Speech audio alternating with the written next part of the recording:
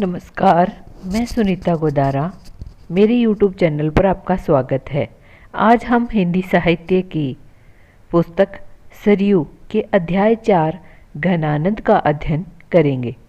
तो सबसे पहले हम जानते हैं घनानंद जी का जीवन परिचय। घनानंद रीति काल के रिक्ति मुक्त स्वच्छंद काव्यधारा के प्रमुख कवि थे।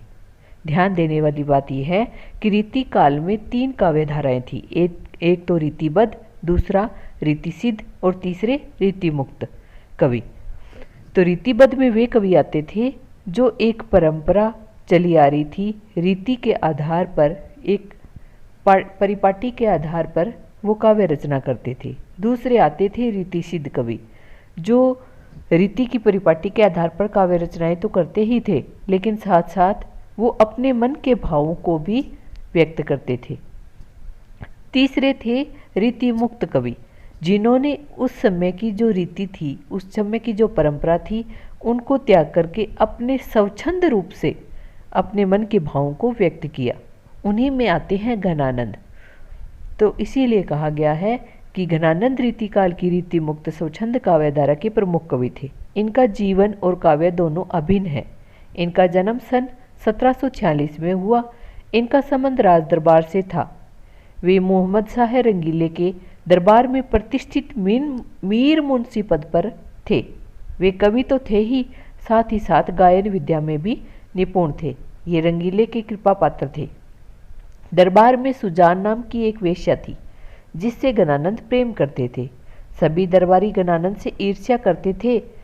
एक दिन बादशाह ने घनानंद से गाने के लिए कहा। घनानंद ने असमर्थता प्रकट की। तब दरबारियों ने कहा कि सुजान बाई को बुलाया जाए, तब घनानंद गाएंगे। घनानंद ने गायन प्रस्तुत किया, किंतु सुजान बाई की ओर उन्मुख होकर मतलब उनके सामने देखते हुए ही उन्होंने गायन किया।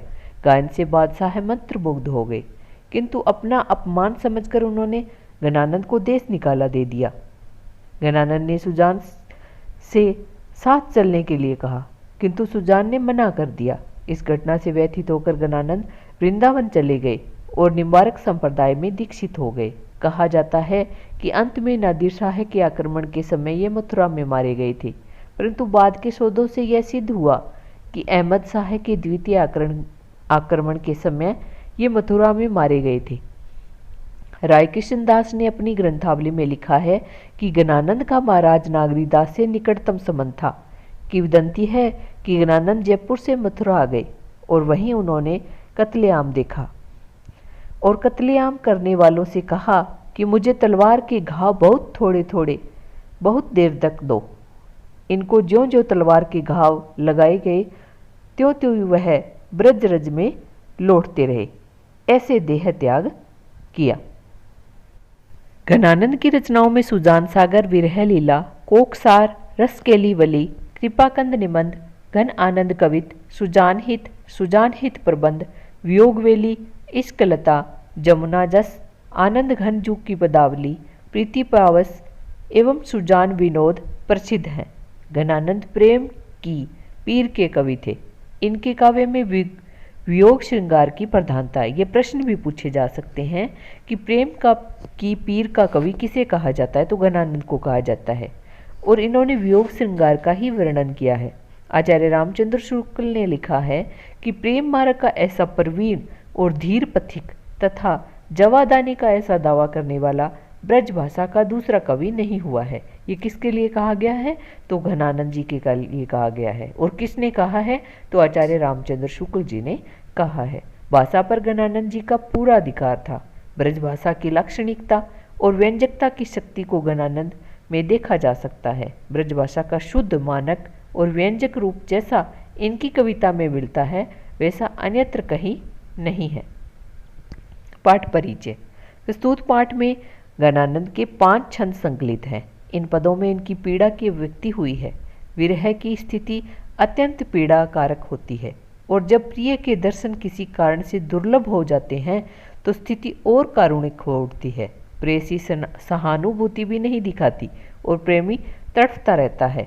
प्रेमी प्रेयसी को पालम देकर सचेत भी करता है कि जो दूसरों को कष्ट देता है वह स्वयं भी कष्ट पाता है। प्रेयसी प्रेमी को दर्शन नहीं देती, किंतु प्रेमी इस आशा से कि कभी तो उसका दिल पसीजेगा, उसकी निष्ठुरता को भी स्वीकार करता है। प्रेम का मार्ग सरल नहीं है, वह समर्पण पर चाहता है। मन ले लेना और देना छटाक भर भी नहीं, यह तो नीरा स्वार्थ है। अब हम पढ़ते हैं प्रेम की पीर की व्याख्या। भोर ते सांझ लो कानन और निहारती, बावरी नेकू नहारती। भोर ते सांझ लो कानन और निहारती। निहारती का अर्थ होता है देखना, कानन का अर्थ है वन, नेकू का अर्थ है तनिक। ज्ञानानंद जी कहते हैं कि बावली विरहणी जो प्रातःकाल से सायंकाल तक प्रिय कृष्ण की प्रतीक्षा करती हुई वन की ओर देखते हुए थकती नहीं है, यानी लगातार एक टक लगाए वो वन की ओर देखती रहती है कि कहाँ से प्रिय आ रहा है। सांझ ते भोर लो तारनी ताकीबो, तारनी सो इक तार ने टारती। सांझ ते भोर लो तारनी ताकीबो, तारनी का अर्थ है तारे, और तारनी सो इक तार, तारनी दूसरी तारनी का अर्थ है अपनी आंखें, पलकें। यानी सुबह से शाम तक तो वो वन को देखती है और सांझ होने के बाद में वो लगातार सुबह तक तारों को देखती रहती है और तारों से एक पल भी अपने पलकें नहीं हटाती है। एक तार न टारती, एक तार मतलब एक टक देखना। जो कहू भाव तो दिठी परे घनानंद, आंसोनी ओसर गारती। जो कछु भाव तो दिठी परे घनानंद। और जब कभी भी घनानंद यानी सुजान कहीं भी उसको दिखाई देता है तो उस अवसर को, अवसर का अर्थ है अवसर, उस अवसर को वह आंसुओं के रूप में ही गवा देती है। गारनी का अर्थ होता है गवाना। मोहन सोहन जोहन की लगी है, रहे आखिन के उर आरती। मोहन सोहन जोहन की लगी ये रहे आखिन के उर आरती, यानी इनकी आंखों को मनमोहन, सोहन का अर्थ है सुंदर, यानी सुंदर मनमोहन को देखने की ही आंखों को लगन लगे रहती है, आखिन के उर आरती। और उनके मन में यही इच्छा है या आंखों की यही इच्छा है कि वो सारा दिन या सदा अपने प्रियतम को सामने देखती रखे। आपको समझ में आ गया होगा। सुबह से शाम तक तो वो वन की ओर देखती है और सांझ से सुबह तक वो तारों को एक टक देखती है। और जब कभी उनको ईश्वर जो सुजान है, प्रियतम है, वो दिखाई देता है तो उस अवसर को वो आंखों में आंसू भर करके उस अवसर को गवा देती है। यानी नेत्रों में आंसू बहने से वो अपने प्रियतम को अच्छी तरह से देख भी नहीं पाती है और अपने सुंदर मोहन की ही उसे लगन लगी हुई है और वे उसकी आंखें यही चाहती है कि वो अपने प्रियतम के ही दर्शन करती रहे। आगे है, यहाँ कवि ने जो प्रिय की निष्ठुरता का वर्णन किया है। प्रिय है वो दर्शन नहीं दे रहा है, जो कि जिसके कारण घनानंद है वो दुखी हो रहे हैं, उसी का यहाँ पर वर्णन किया है कि गरल गुमान की गरावनी दशा को पान करी करी, धौंस रेनी प्राण घट घोटिबो। घोटिबो का मतलब घोटना, घट का अर्थ है हृदय, धौंस का अर्थ है दिन और रेनी का अर्थ है रात, गरल का अर्थ है विष और गुमान का अर्थ है घमंड या गर्व। यहाँ कवि कह रहा है कि हृदय को गला देने वाले उसके विष रूपी गर्व को पीते हुए दिन रात अपने प्राणों को भीतर ही भीतर घोट रहे हैं। यानी प्रियतमा जो है वो घमंड के कारण मेरे पास नहीं आ रहे हैं, जिसके कारण वो जो गणानंद कवि हैं वो उस प्रियतमा का इंतजार कर रहे हैं और इसके कारण वो दिन रात अपने प्राणों को भीतर ही भीतर घोट रहे हैं। हेत खेत धूरी चूरी चूरी सांस पाँव रखी। हेत खेत धूरी, यहाँ हेत खेत से अर्थ है, हेत का अर्थ है प्रेम, खेत का अर्थ है रण क्षेत्र, यानी प्रेम रूपी रण क्षेत्र में जो सांस है वो भी क्या है, चूर चूर हो रही है। फिर भी अपने पाँव को जमाए हुए है, यानी प्रियतम के नहीं आने से लगातार दुखी है और इस प्राण उसकी हालत ऐसी हो गई है कि जैसे सांस है वो अभी भी निकलेंगे, लेकिन फिर भी वो अपने हृदय को ढांढस बंधाए हुए अपने सांसों को के साथ है अपने पाँव को जमाए हुए हैं।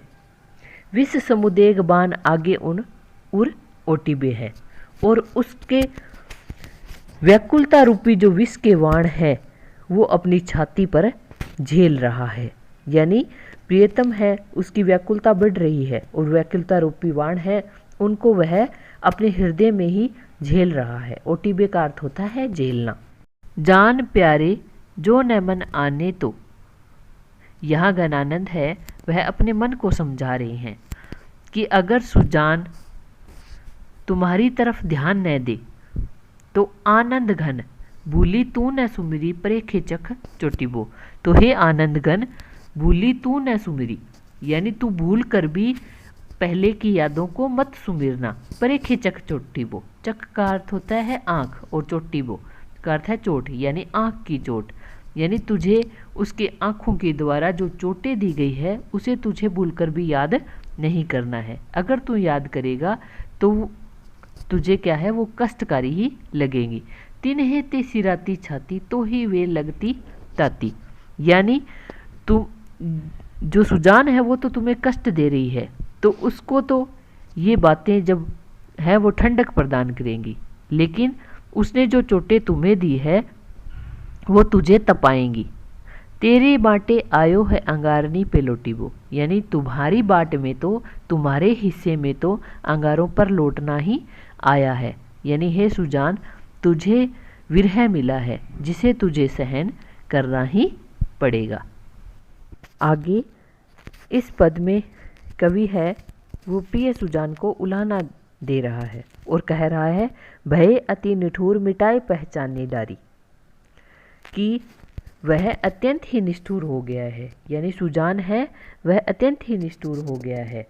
मिटाए पहचानी डारी, उसने तो उसको पहचानना ही भुला दिया, यानी पहचान का अर्थ है पुराने मधुर संबंध है उसने हृदय से निकाल दिए, यानी पहचानने से ही इनकार करता है। यही दुख हमें जक लागी हाय हाय, यही कारण है, यही दुख यानी यही कारण है कि बेचारा कभी दिन रात हाय हाय पुकारता रहता है। तुम तो निपट निर्दयी गए भूली सुधी, हमें सूल सेलनी सो क्यों हूँ न बुलाए है। तुम तो निपट निर्दयी, यानी तुम तो बहुत ही निर्दयी हो। गई भूली सुधी, तुमने तो सारी यादें हैं वो भुला दी है। हमें सूल सेलनी, सूल का अर्थ है उपेक्षा और सेलनी का अर्थ है कांटे, यानी तुमने तो हमें तो उपेक्षा के कांटों से छेदा है, सो क्यों हूँ न बुलाए है। उस ऐसे चुभन को हम कैसे भूल जाएं, यानी जो तुमने उपेक्षा का अर्थ होता है किसी की तरफ जानबूझकर नहीं देखना। तुमने जो हमारी उपेक्षा की है उसको हम कैसे भूल जाएं।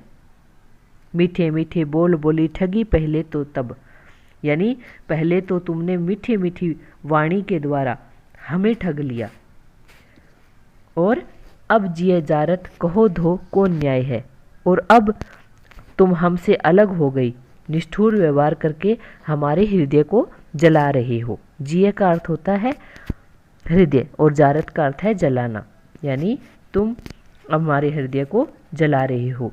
कहो धो कौन न्याय, तुम ही बताओ यह कैसा न्याय है। यह तो सरासर घोर अन्याय है। सुनी है कि नाही यह प्रगट कहावती जू, काहू कल पाए है सु कैसे कल पाए है, यानी तुमने एक कहावत तो सुनी होगी जो सभी लोग जिससे सुपरिचित है। वो कहावत क्या है, काहू कल पाए है सु कैसे कल पाए है, यानी कल्पाए का अर्थ होता है पीड़ा पहुंचाना, दुख देना, यानी जो व्यक्ति दूसरों को कल्पाता है यानी पीड़ा पहुंचाता है वह स्वयं भी सुखी नहीं रह पाता है। कल्पाए है का अर्थ है सुखी नहीं रहना, यानी जो दूसरों को कष्ट देगा वह स्वयं भी कभी सुखी नहीं रहेगा। मीत सुजान अनीत करो जिन हाँ हाँ न हूजिए मोहि अमोहि। कि हे प्रिय सुजान, आपका नाम सुजान है, आपके नाम के आधार पर आप सज्जन लगते हो। अनीत करो, लेकिन आप जो अनीति कर रही हो वह क्या सही है? हाँ हाँ न हूजिए, यानी मैं आपसे याचना करता हूँ। हूजिए का अर्थ होता है याचना करना। मोहि अमोहि, यानी आपने मुझे पहले तो मुग्ध कर लिया। मोहि का अर्थ है मुग्ध करना। अमोहि, और अब आप दृष्ट बने हुए हो, यानी मेरी तरफ देखते भी नहीं हो। दिठि को और कहो नहीं ठोर, फिरी दृग रावरे रूप की दोही। रावरे का अर्थ है आपके, दिठि का अर्थ है दृष्टि, आंखें, कि मेरी आंखों को और कोई ठोर ठिकाना नहीं है, कोई और स्थान नहीं है। फिरी दृग रावरे रूप की दोही, कि मेरे ये नेत्र तो आपके रूप की ही दुहाई करते हैं। दोही का अर्थ है दुहाई करना।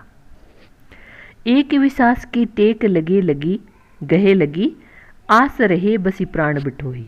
कि मेरे भीतर तो एक ही विश्वास है और उसी का मुझे सहारा है कि आप मुझ पर कृपा करोगे। आस रहे बसी प्राण बिठोही, और इसी आशा के साथ मेरे ये प्राण रूपी जो यात्री हैं वो मेरे हृदय में बसे हुए हैं। यानी मुझे आस है कि एक दिन आप मुझ पर कृपा करोगे, मुझे अपने दर्शन दोगे, नहीं तो ये प्राण रूपी यात्री कब के निकल गए होते। हो घन आनंद जीवन मूल दई कित प्यासनी मारत मोही। यहाँ गणानंद जी कह रहे हैं कि आप तो आनंद घन हो, जिसमें जीवन का आधार जल भरा हुआ है। घन का अर्थ बादल भी होता है और बादल में जल होता है। तो यहाँ कवि कह रहा है कि कहीं आप मुझे प्यासा तो नहीं मार देंगे, यानी हे प्रिय, आप अपना प्रेम जल बरसाकर मेरे प्यासे प्राण बटोहियों की रक्षा करो। आगे अंतिम पद, अति सुदो स्नेह को मार्ग है जहाँ नेको स्यानप बांक नहीं। यहाँ कवि है वो सुजान को संबोधित करते हुए कह रहे हैं कि अति सुदो स्नेह को मार्ग, कि स्नेह यानी प्रेम का जो मार्ग है वह बड़ा ही सीधा है। जहाँ नेको स्यानप बांक नहीं, स्यानप मतलब स्यानापन, बांक का अर्थ है छल कपट, यानी इसमें स्यानेपन और छल कपट का कोई स्थान नहीं है। जहाँ साचे चले तजी आपन पो, झिझके कपटी जे निशांक नहीं।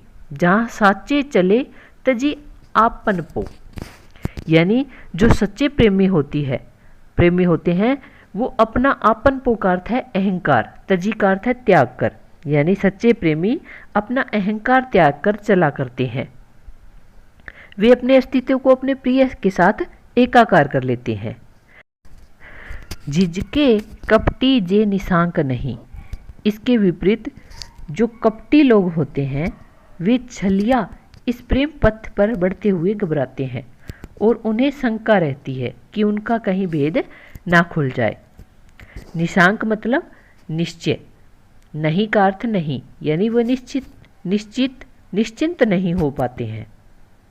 गण आनंद प्यारे सुजान सुनो, यहाँ एक ते दूसरो आंक नहीं, यानी जहाँ सच्चे प्रेमी होते हैं वो क्या करते हैं, वे एक दूसरे के साथ एकाकार हो जाते हैं, वे एक ही कहलाते हैं।